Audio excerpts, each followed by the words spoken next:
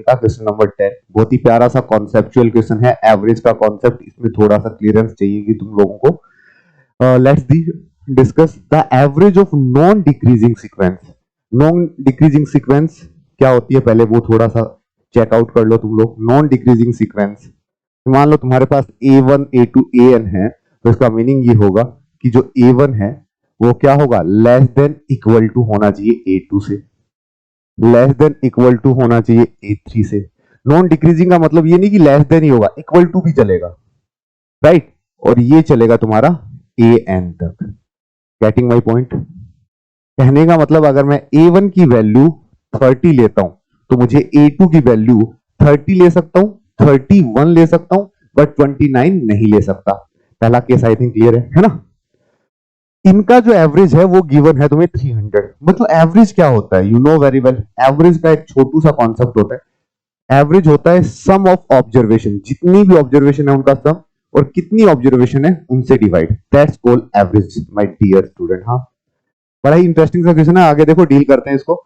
अगर तुम लोगों को A1 से लेके AN तक 300 एवरेज बोला है, तो कैन यू टेल मी, अगर इनका सम निकालना चाहूं A1 plus A2 plus A3 plus dot dot dot dot AN तक लेके जाऊंगा, तो इसकी जो वैल्यू आएगी वो कितनी आएगी बच्चों? सम कितना आएगा?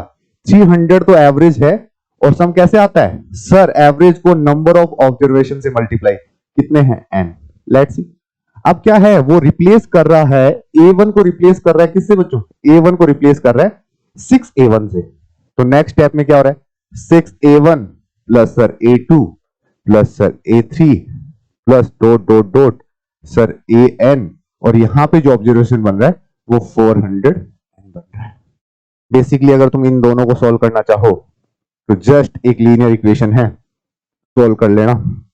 Minus minus minus minus minus, basically देखोगे तो ये 5A1 बाकी सब कुछ कैंसिल आउट हो जाएगा, 300N से 400N जाएगा तो 100N बचेगा, और तुम लोग नोटिस करोगे इससे कैंसिल आउट, तो A1 की वैल्यू आ जाएगी sir 20N। Hope so clear है बच्चों, एकदम मस्त क्लियर है कि यहाँ पे अब तुम लोगों को A1 की वैल्यू पुट करनी थी और बताना था how many possible number of values of A1 की कितनी वैल्यूज पॉसिबल है वो बतानी है, ठीक है।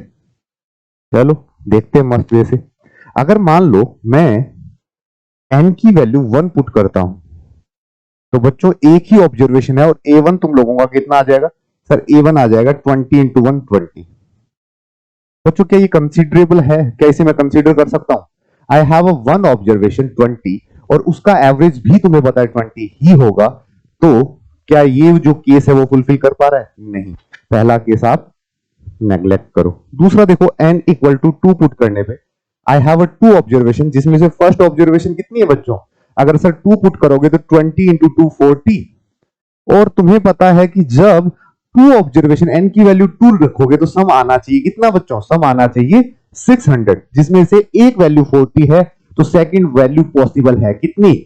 560। और इसमें तुम डैम श्योर भी हो कि जो सेकंड वैल्यू है वो ग्रेटर देन है फर्स्ट वैल्यू से, A1 ग्रेटर देन A2। तुम्हारी पहली कंडीशन भी फुलफिल हो रही है। चलो बहुत बढ़िया, आगे देखो। ऐसे ऐसे ऐसे करते करते तुम लोग थोड़ा और आगे बढ़ोगे तो n की वैल्यू तुमने रखा जैसे 3, और एट दैट मोमेंट तुम्हारा A1 आएगा 60, and you guys notice that कि बाकी दो ऑब्जर्वेशन का जो सम है वो कितना होना चाहिए? टोटल 300 इंटू 3 900, इसमें से 60 जाएगा, बाकी सबका 840 पॉसिबल है। दोनों नंबर 60 से ग्रेटर पॉसिबल है। ऐसे ऐसे अगर तुम मूव करते जाओगे थोड़ा बेहतर तरीके से, तो यू रियलाइज दैट, देखना जल्दी से, फर्दर तुम लोग मूव करोगे तो मान लो n की वैल्यू कहां तक? अपने को 300 तक ले जाना है, तो कितनी वैल्यू रखो n की सर? n की वैल्यू सर आप 50 रखो। n की वैल्यू 50 रखोगे तो a बेसिकली कितना आएगा? A1 कितना आ जाएगा? 300।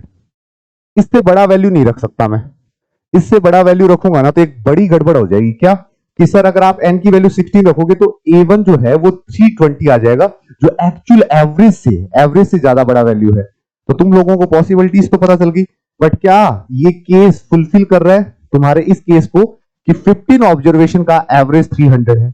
तो सर नॉन डिक्रीजिंग कंपोनेंट में इक्वल लिया जा सकता है सबको। मैं अगर मान लो ऐसे 300 300 सो ऑन 15 टाइम तक 300 लूं, डिवाइड बाय 15 करूं, तो यू नो वेरी वेल कि इनका जो एवरेज वैल्यू है वो कितना आएगा 300। तो ये वैल्यू कंसीडरेबल है, तुम कंसीडर कर सकते हो। n इक्वल टू 16 क्यों नहीं कर सकते, बता दिया। 16 लोगे तो a1 की वैल्यू 320 आ जाएगी, जो तुम्हारे एवरेज वैल्यू से क्या है, जो तुम्हारे एवरेज वैल्यू से ज्यादा है 300 से। उसके बाद अगर तुम इसे थोड़ा डीलअप करना चाहोगे बाकी ऑब्जर्वेशन से, तो तुम्हें नेगेटिव नंबर लेना पड़ेगा, और नेगेटिव नंबर डेफिनेटली a1 से तो क्या होगा, लेसर होगा, जो केस की कंडीशन ब्रेक कर देगा।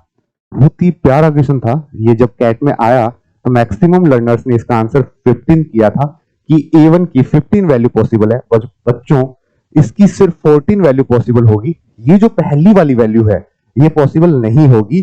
n इक्वल टू 1 पे दे देता वन ऑब्जर्वेशन, और उस ऑब्जर्वेशन में a1 की वैल्यू 20 है, और अगर a1 की वैल्यू 20 है तो एवरेज भी 20 होगा। ठीक है, तो इसका नॉन स्टॉप आंसर कहां से कहां तुम लोग अगर नोटिस करोगे तो n इक्वल टू 2 से लेके n इक्वल टू 3 से लेके, और ये होगा n इक्वल टू 15 तक, टोटल 14 वैल्यूज। ठीक है, होप सो क्लियर है। बहुत ही प्यारा क्वेश्चन था। एवरेज के कॉन्सेप्ट के साथ साथ तुम्हें थोड़ी सी क्लियरिटी होनी चाहिए कि नॉन डिक्रीजिंग सीक्वेंस कौन सी होती है, जो थोड़ा सा